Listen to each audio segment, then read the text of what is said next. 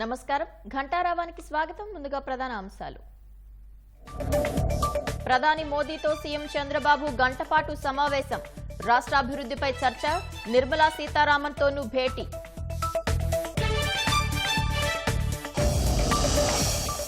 ఏపీని లాజిస్టిక్స్ హబ్గా మార్చాలనేది సీఎం ఆలోచనన్న రామ్మోహన్ రాష్ట్రంలో ఎయిర్పోర్టుల్ని 7 నుంచి 14కు పెంచుతామని వెల్లడి పోలవరం పరిపాలనా కార్యాలయంలో దస్త్రాల దహనం కలకలం జిరాక్స్ పేపర్లు సంతకాలు లేనివే కాల్చారంటున్న అధికారులు విశాఖ జిల్లాలో రెవెన్యూ శాఖ ప్రత్యేక సీఎస్ సిసోదియా పర్యటన భూముల అన్యాక్రాంతంపై సమీక్ష ఫిర్యాదుల స్వీకరణ తుంగభద్ర డ్యాం వద్ద స్టాప్ లాక్ గేటు ఏర్పాటు పూర్తి 5 ఎలిమెంట్లు అమర్చిన అధికారులు ఆగిన నీటి వృధా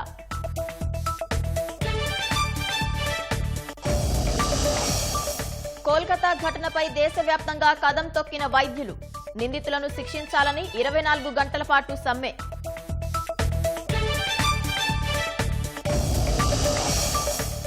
ముడా కుంభకోణం కేసులో చిక్కుల్లో పడిన కర్ణాటక సీఎం విచారణకు గవర్నర్ అనుమతి హైకోర్టులో సవాలు చేస్తానన్న సిద్ధరామయ్య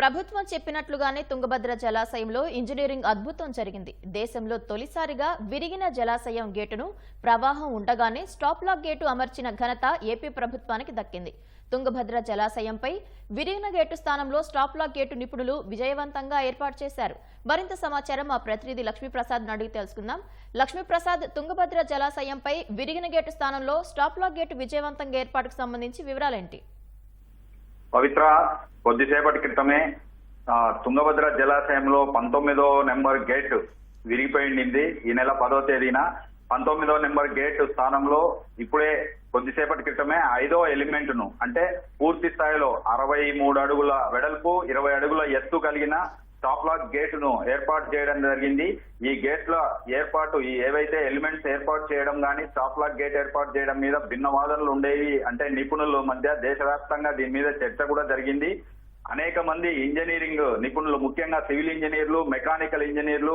తుంగభద్ర డ్యామ్ లో ఏం జరుగుతా ఉంది అన్న పరిశీలనలో ఉన్నారు గత 6 రోజుల నుంచి ఎట్టికేలకు ఈ రోజు అంటే ఒక ఇంజనీరింగ్ అద్భుతం అంటే ఒక సాహసంగా అంటే 10 అడుగుల ఎత్తున ప్రవాహము విరిగిపోయిన గేటు నుంచి ప్రవాహం ఉండగానే స్టాప్ లాక్ గేట్ ను అమర్చడం జరిగింది ఇది తొలిసారిగా దేశంలో జరిగిందని నిపుణులు చెప్తున్నారు ముఖ్యంగా కన్నయ్య నాయుడు ఏదైతే డ్యామ్ గేట్ల నిపుణులు కన్నయ్య నాయుడు ఉన్నారో ఆయనను తెలుగుదేశం ప్రభుత్వం ఇక్కడికి తుంగభద్ర డ్యామ్ కు తీసుకురావడం జరిగింది తుంగభద్ర డ్యామ్ మీద ఆయన సూచనల మేరకు స్టాప్ లాక్ గేట్ ఏర్పాటు చేయడం జరిగింది 5 ఎలిమెంట్లను విజయవంతంగా దించడంతో రోజు 35 నుంచి 40 క్యూసెక్ల 40,000 క్యూసెక్ల నీరు వృధాగా పోతుంది 6 రోజుల నుంచి సుమారుగా 42 టీఎంసీల నీరు వృధాగా పోయింది గేటు విరిగిపోవడం వల్ల స్టాప్ లాక్ గేటు ఏర్పాటు చేయడం వల్ల భారీ ప్రవాహం వచ్చినా ఎలాంటి నీటి వృధా కాకుండా ఈ గేట్ ను అత్యంత భద్రంగా ఏర్పాటు చేశారు పవిత్ర ధన్యవాదాలు లక్ష్మీప్రసాద్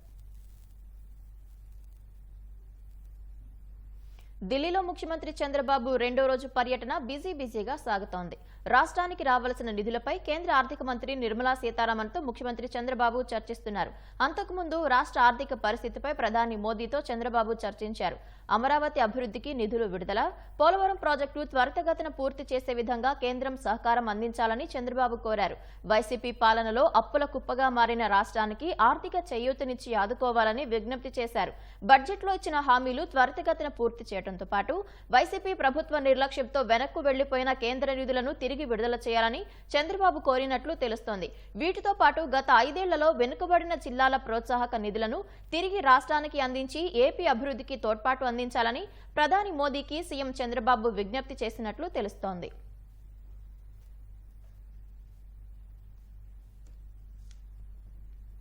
రాష్ట్రంలో ప్రస్తుతం ఉన్న 7 విమానాశ్రయాలను 14 చేయాలనేది తమ ఆలోచన అని కేంద్ర పౌర విమానయాన శాఖ మంత్రి రామ్మోహన్ నాయుడు వెల్లడించారు.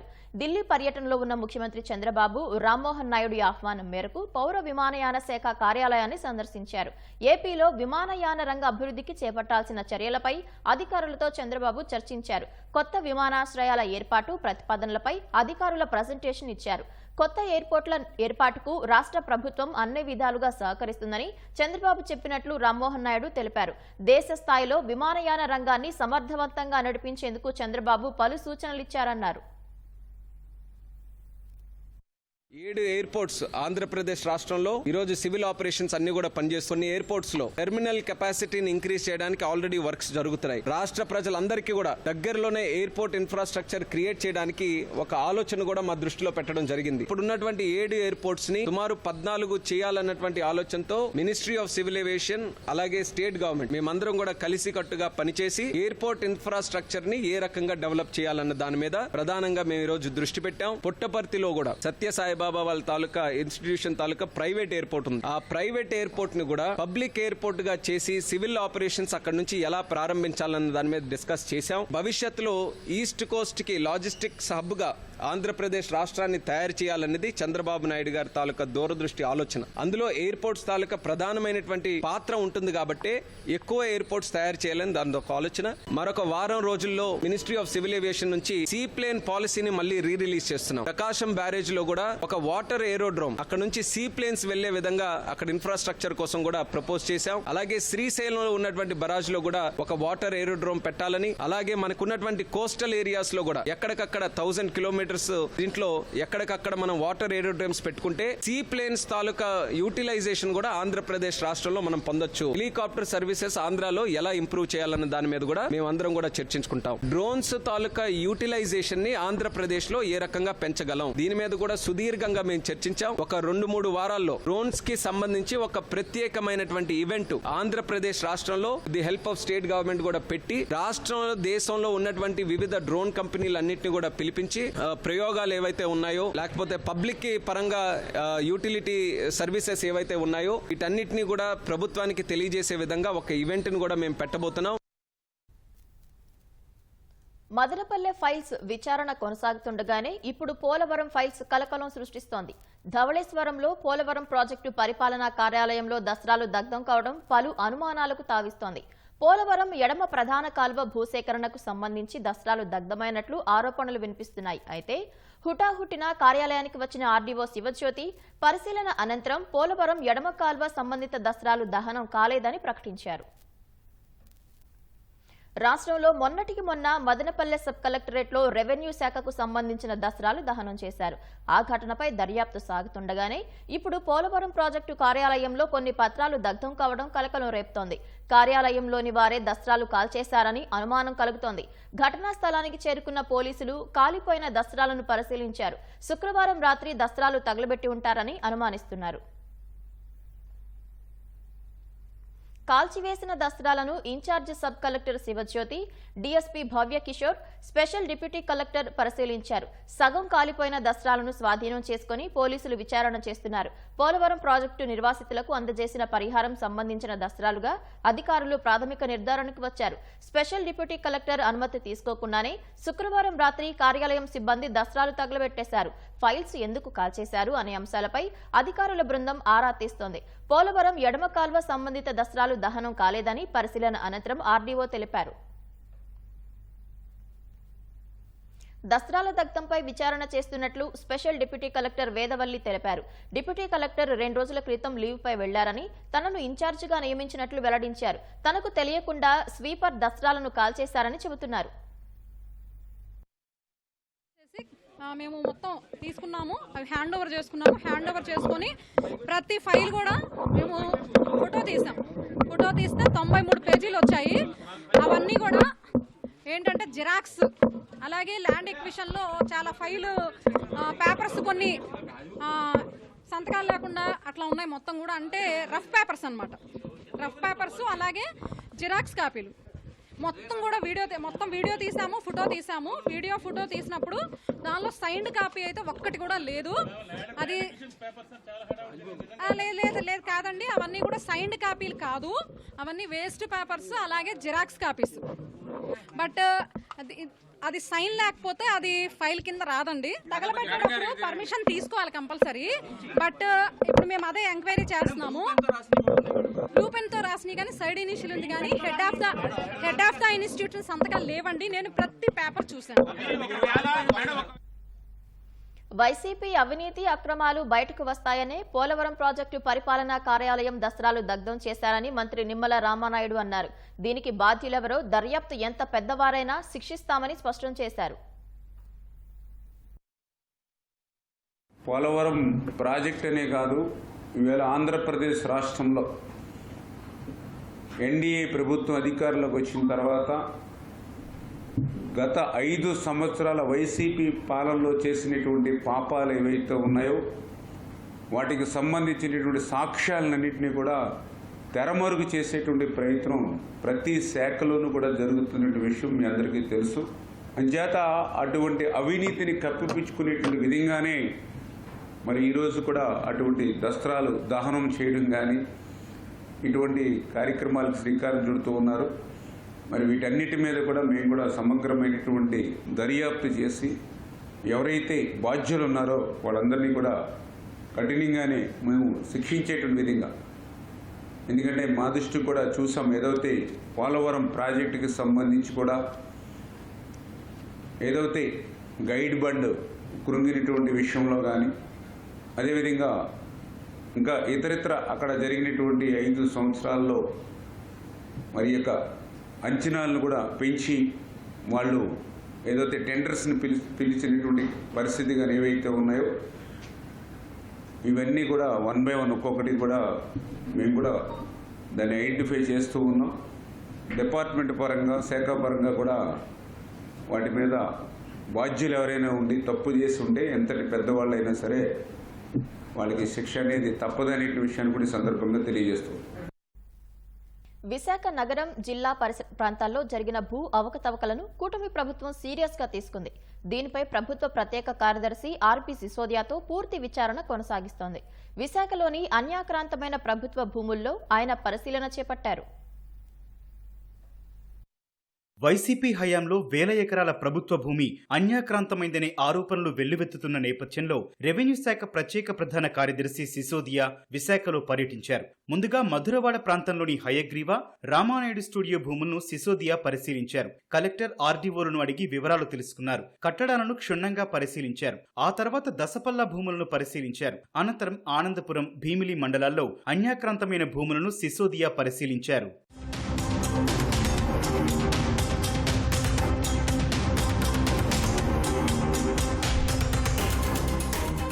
విశాఖ జిల్లా భీమునిపట్నం బీచ్ ఎర్రమట్టి దిబ్బలలో Bheemunipatnam mutual limited cooperative building సొసైటీకి శారదా పీఠానికి కేటాయించిన భూములను collector Hariprasad, joint collector Mayur అశోక్లతో సిసోదియా పరిశీలించారు. అనంతరం భీమునిపట్నం రెవెన్యూ డివిజనల్ కార్యాలయం, తహసీల్దార్ కార్యాలయాల్లో 22A భూముల రికార్డులను, సబ్ రిజిస్టార్ కార్యాలయంలో రికార్డులను తనిఖీ చేశారు. సబ్ రిజిస్టార్ ఎం గోపీచంద్ను అడిగి రిజిస్ట్రేషన్ ప్రక్రియ వివరాలు తెలుసుకున్నారు. తర్వాత వైసీపీ హయాంలో జరిగిన కబ్జాలకు సంబంధించి బాధితుల నుంచి వినతులు స్వీకరించారు.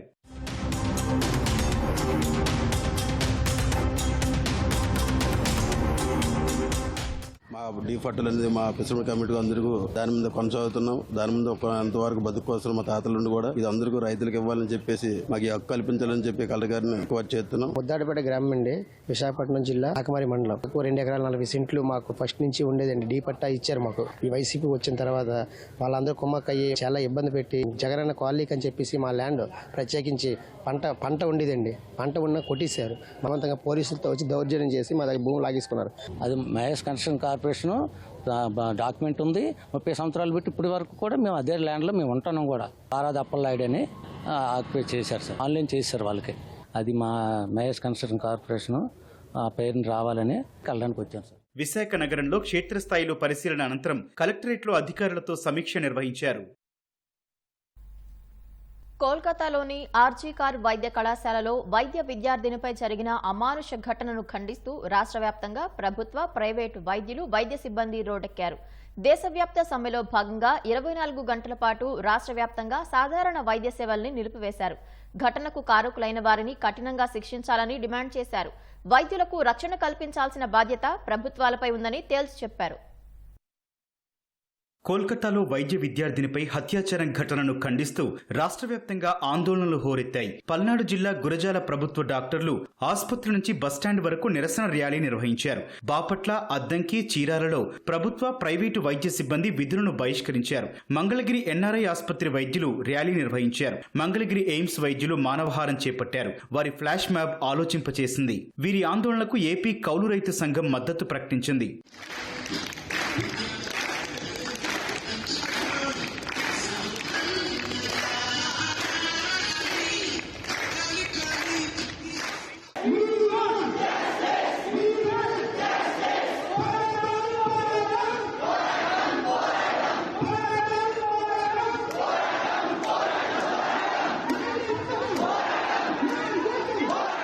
ఎన్టీఆర్ జిల్లా మైలవరంలో నిరసన ర్యాలీ జరిగింది. మెడికోలకు న్యాయం చేయాలని, మహిళలపై అత్యాచారాలు అరికట్టాలని గళమెత్తారు.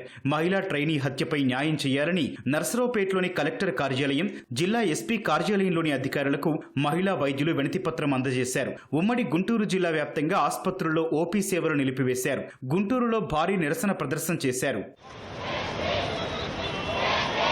ఒక వారం క్రితం కలకత్తాలో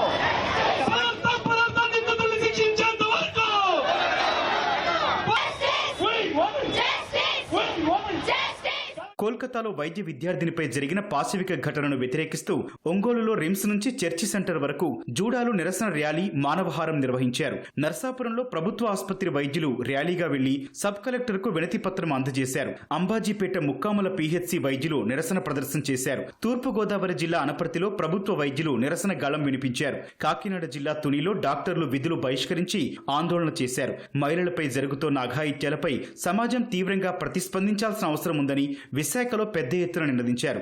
మహిళా వైద్యులపై అఘాయిత్యాలు పునరావృతం కాకుండా చర్యలు తీసుకోవాలని శ్రీకాకుళం, అల్లూరి జిల్లా వైద్యులు విధులను బహిష్కరించి ఆందోళన చేశారు.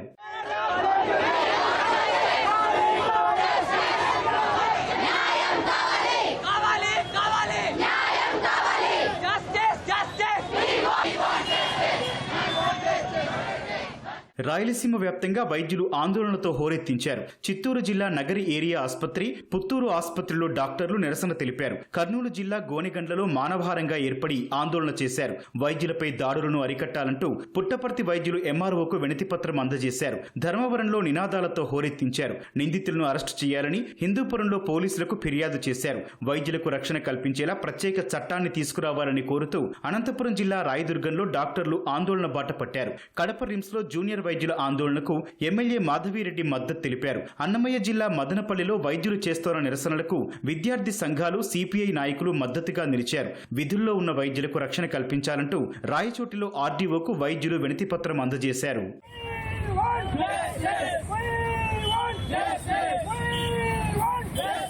పశ్చిమ బంగాల్లో వైద్యురాలిపై జరిగిన క్రూరమైన దాడిని మంత్రి నారా లోకేష్ తీవ్రంగా ఖండించారు. ఆ కుటుంబానికి, ఆమెకు న్యాయం చేయాలని కోరుతున్న వారందరికీ లోకేష్ సంఘీభావం తెలిపారు. బాధితురాలి పట్ల న్యాయం వేగంగా, నిర్ణయాత్మకంగా, ఆదర్శప్రాయంగా ఉంటుందని ఆకాంక్షించారు. కోల్కతా జూనియర్ వైద్యురాలి హత్యాచారానికి నిరసనగా భారత వైద్య సంఘం ఐఎంఏ దేశవ్యాప్తంగా ప్రకటించిన 24 గంటల బంద్ కొనసాగుతోంది. ఆదివారం ఉదయం 6 గంటల వరకు అత్యవసర వైద్యం మినహా అన్ని ఓపీడీ సేవలు, షెడ్యూల్ చేసిన సర్జరీలు నిలిచిపోనున్నాయి. The all India medical students association, federation of resident doctors association సంఘాలు కూడా సమ్మెలో చేరాయి. త్వరితగతిన విచారణను పూర్తి చేసి నిందితుడికి కఠిన శిక్ష విధించాలని, బాధిత కుటుంబానికి గౌరవప్రదమైన పరిహారాన్ని ఇవ్వాలని ఐఎంఏ డిమాండ్ చేసింది. వైద్యుల పని, జీవన పరిస్థితుల్ని సవరించాలని, ఇందుకు 36 గంటల షిఫ్టులతో పాటు విశ్రాంతి తీసుకోవడానికి సురక్షితమైన ప్రదేశాలు కల్పించాలని ఐఎంఏ డిమాండ్ చేస్తోంది. వైద్య సిబ్బంది భద్రత కోసం కేంద్రం కొత్త చట్టం తీసుకురావాలని కోరుతోంది. ఆసుపత్రులను సేఫ్ జోన్లుగా ప్రకటించి భద్రతను పటిష్టం చేయాలని, సీసీటీవీలతో సహా సెక్యూరిటీ సిబ్బందిని పెంచాలని స్పష్టం చేస్తున్నారు. మరోవైపు కేసును విచారిస్తున్న సిబిఐ 30 మంది అనుమానితులను గుర్తించినట్లు ప్రకటించింది. కోల్కతాలో జూనియర్ డాక్టర్ హత్యాచార ఘటనను వ్యతిరేకిస్తూ దేశవ్యాప్తంగా నిరసన చేపట్టిన వైద్యులు తక్షణమే ఆందోళన విరమించాలని కేంద్రం సూచించింది. డాక్టర్లు తక్షణమే విధుల్లో చేరాలని విజ్ఞప్తి చేసింది. వైద్యుల భద్రతకు తీసుకోవాల్సిన చర్యల కోసం ఓ కమిటీని ఏర్పాటు చేస్తామని కేంద్రం ప్రకటించింది. ఈ మేరకు కేంద్ర ఆరోగ్య శాఖ ఓ ప్రకటన విడుదల చేసింది. దేశంలో డెంగ్యూ, మలేరియా వంటి సీజనల్ వ్యాధులు ప్రబలుతున్న తరుణంలో ప్రజారోగ్యాన్ని దృష్టిలో పెట్టుకుని వైద్యులు వెంటనే విధుల్లో చేరాలని కేంద్రం కోరింది. ఇండియన్ మెడికల్ అసోసియేషన్ పిలుపు మేరకు 24 గంటల పాటు దేశవ్యాప్తంగా వైద్యులు నిరసనకు దిగారు. అత్యవసర సేవలు మినహా రెగ్యులర్ విధులను బహిష్కరించారు. కర్ణాటక సీఎం సిద్దరామయ్య చిక్కుల్లో పడ్డారు. మైసూరు నగరాభివృద్ధి ప్రాధికార సంస్థ ముడా కుంభకోణంలో ముఖ్యమంత్రిని విచారించేందుకు కర్ణాటక గవర్నర్ థావర్ చంద్ గెహ్లోట్ అనుమతించారు. ముడా చేసిన స్థల కేటాయింపులో అవకతవకలు జరిగాయని, ఇందులో సీఎం పాత్ర ఉందని గవర్నర్ వద్ద పిటిషన్ వేసినట్లు రాజ్భవన్ వర్గాలు తెలిపాయి. సిద్దరామయ్య భార్య బిఎం పార్వతికి చెందిన 3.16 ఎకరాల భూమిని సేకరించిన ముడా మైసూరు పరిసరాల్లో ఆమెకు విలువైన స్థలాలు కేటాయించారని పిటిషనర్లు తెలిపారు. ఈ స్థలాల కేటాయింపుతో ఖజానాకు కోట్ల రూపాయల నష్టం జరిగినట్లు పిటిషనర్లు ఆరోపించారు. ఈ పిటిషన్పై తనను ఎందుకు విచారించకూడదో 7 రోజుల్లో వివరణ ఇవ్వాలని జూలై 26నే గవర్నర్ సిద్దరామయ్యకు షోకాజ్ నోటీసులు జారీ చేశారు. ఈ నోటీసులను తప్పుపట్టిన కర్ణాటక సర్కార్ వాటిని వెనక్కి తీసుకోవాలని గవర్నర్కు సూచించింది. గవర్నర్ రాజ్యాంగబద్ధ పదవిని దుర్వినియోగం చేస్తున్నారని ఆరోపించింది. ఈ సూచనను పట్టించుకొని గవర్నర్ తగిన ఏజెన్సీ సిద్దరామయ్యను విచారించేందుకు అనుమతిస్తూ ఉత్తర్వులు ఇచ్చారు. గ్లోబల్ సౌత్ దేశాల కోసం మానవ కేంద్రీకృత గ్లోబల్ డెవలప్మెంట్ కాంపాక్ట్ ను ప్రధాని మోదీ ప్రతిపాదించారు. ఇది వాణిజ్యం, సుస్థిర అభివృద్ధి, సాంకేతికత భాగస్వామ్యం ప్రాజెక్టులకు రాయితీ ఫైనాన్సింగ్ పై దృష్టి సారిస్తుందని చెప్పారు. డెవలప్మెంట్ ఫైనాన్స్ పేరుతో డబ్బు అవసరమున్న దేశాలపై ఇక అప్పుల భారం పడబోదని మోదీ పేర్కొన్నారు. వర్చువల్ విధానంలో భారత్ నిర్వహించిన voice of the global south summit 3వ ఎడిషన్లో ప్రధాని మోదీ ప్రారంభ ఉపన్యాసం చేశారు. గ్లోబల్ సౌత్ దేశాలు నిర్దేశించిన అభివృద్ధి ప్రాధాన్యతల గురించి గ్లోబల్ డెవలప్మెంట్ కాంపాక్ట్ స్ఫూర్తి పొందుతుందని మోదీ చెప్పారు. వాణిజ్య, ప్రమోషన్ కార్యకలాపాల బలోపేతానికి భారత్ $2.5 మిలియన్ ప్రత్యేక నిధిని ప్రారంభిస్తుందని చెప్పారు. గ్లోబల్ సౌత్ దేశాలతో తన సామర్థ్యాలను పంచుకోవడానికి భారత్ సిద్ధంగా ఉందన్నారు. గ్లోబల్ నార్త్, గ్లోబల్ సౌత్ మధ్య అంతరాన్ని తగ్గించడానికి చర్యలు తీసుకోవాలన్నారు. ఆహార, ఇంధన భద్రత సంక్షోభాలు, ఉగ్రవాద సవాళ్లను ఎదుర్కోవడంలో ఐక్యంగా పనిచేయాలని గ్లోబల్ సౌత్ దేశాలకు ప్రధాని మోదీ పిలుపునిచ్చారు. పాకిస్తాన్లో మంకీపాక్స్ కేసులు వెలుగు చూడటంతో కేంద్ర ప్రభుత్వం అప్రమత్తమైంది. మంకీపాక్స్ వ్యాధి వ్యాప్తి, సన్నద్ధతపై కేంద్ర ఆరోగ్య శాఖ మంత్రి జేపీ నడ్డా ఆరోగ్య మంత్రిత్వ శాఖ ఉన్నతాధికారులతో సమీక్ష నిర్వహించారు. మంకీపాక్స్ వ్యాధి నియంత్రణ, నివారణకు తీసుకోవాల్సిన చర్యలపై చర్చించారు. ప్రస్తుతానికి దేశంలో కొత్తగా మంకీపాక్స్ కేసు ఒక్కటిగా నమోదు కాలేదని అధికారులు తెలిపారు. దేశంలో వ్యాధి వ్యాప్తికి అవకాశాలు చాలా తక్కువగా ఉన్నాయని, ప్రజలు ఆందోళన చెందాల్సిన అవసరం లేదని కేంద్ర ఆరోగ్య శాఖ వర్గాలు తెలిపాయి. కేరళలో ఈ ఏడాది మార్చిలో చివరిసారి మంకీపాక్స్ కేసు వెలుగు చూసినట్లు వెల్లడించాయి. డిజిటల్ లావాదేవీలు అందుబాటులోకి వచ్చినా ఇంకా పెద్ద మొత్తాల్లో నగదు రూపంలో వ్యాపార కార్యకలాపాలు సాగుతున్నాయి. నిఘా కొరబడమే అందుకు కారణమని భావించిన కేంద్ర ప్రత్యక్ష పన్నుల బోర్డు ఆదాయ పన్ను శాఖను అప్రమత్తం చేసింది. హోటళ్లు, విలాస వస్తువుల విక్రయాలు, హాస్పిటళ్లు, ఐవీఎఫ్ క్లినిక్స్ లో పెద్ద మొత్తాల్లో నగదు లావాదేవీలు జరుగుతున్నాయని, వాటిపై దృష్టి సారించాలని కేంద్ర ప్రత్యక్ష పన్నుల బోర్డు ఐటీ శాఖను కోరింది. సాధారణంగా 2 లక్షలకు పైబడి నగదు లావాదేవీ జరిగితే వాటి వివరాలను ఆర్థిక సంస్థలకు నివేదించాల్సి ఉందని తెలిపింది. అయినా పెద్ద మొత్తంలో నగదు లావాదేవీలు జరుగుతున్నాయని సిబిడిటి పేర్కొంది. కొన్ని నగదు లావాదేవీలకు పాన్ కార్డు వివరాలు అందించాలనే నిబంధన అమలు కావడం లేదని పేర్కొంది. మోసపూరిత లావాదేవీలను గుర్తించాల్సిన అవసరం ఉందని కేంద్ర ప్రత్యక్ష పన్నుల బోర్డు ఐటీ శాఖకు సూచించింది.